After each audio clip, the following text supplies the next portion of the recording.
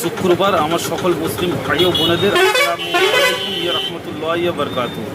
এই শুক্রবারের দিন বেশি বেশি করে দরুদ পাঠ করবেন এবং সূরা কাহাফ পাঠ করবেন এবং সকাল সকাল গোসল করে এবং মসজিদে কোনো যানবাহনে না চড়ে পায়ে হেঁটে মসজিদে যাবেন এবং মসজিদে ইমাম সাহেবের পাশাপাশি বসে এবং মন দিয়ে খুতবা শুনে এবং নামাজ আদায় করবেন।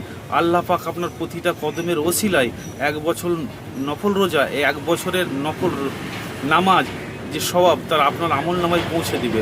এবং বেশি বেশি করে দরুদ পাঠ করবেন। আমাদের নবী পাক সাল্লাল্লাহু আলাইহি সাল্লাম বলেছেন, যে ব্যক্তি আমার প্রতি একবার দরুদ পাঠ করে আল্লাহ পাক তার উপরে 10টি রহমত, 10টি নেকি এবং 10টা মর্যাদা বৃদ্ধি করেন এবং 10টি গুনাহ মাফ করেন। এবং তোমরা যে দরুদ পাঠ করো, নবী পাক সাল্লাল্লাহু আলাইহি সাল্লাম বলেছেন, সেটা আমার কাছে পেশ করা হয়, আমার কাছে পৌঁছানো হয়, আমাকে বলা হয়। আল্লাহর নিযুক্ত করা ফেরেশতারা এসে বলে, আল্লাহর অমুক বান্দা অমুক জায়গা থেকে অমুকের ছেলে আপনার নামে দরুদ পাঠ করেছে। তাই আপনি যখন দরুদ পাঠ করবেন, আপনার মনের মধ্যে একটা ফিলিংস কাজ করবে যে আমার এই দরুদ আমার নবী পাক সাল্লাল্লাহু আলাইহি সাল্লামের দরবারে পৌঁছানো হচ্ছে।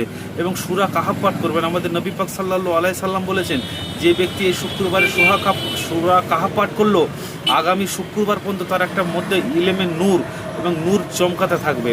আল্লাহ পাক সবাইকে বোঝা এবং জানার এবং আমল করা সে তৌফিক দান করুন, আমিন। এবং সুন্দর সুন্দর এই ইসলামিক ভিডিও পেতে আমার চ্যানেলটিকে সাবস্ক্রাইব করে একটু পাশে থাকবেন।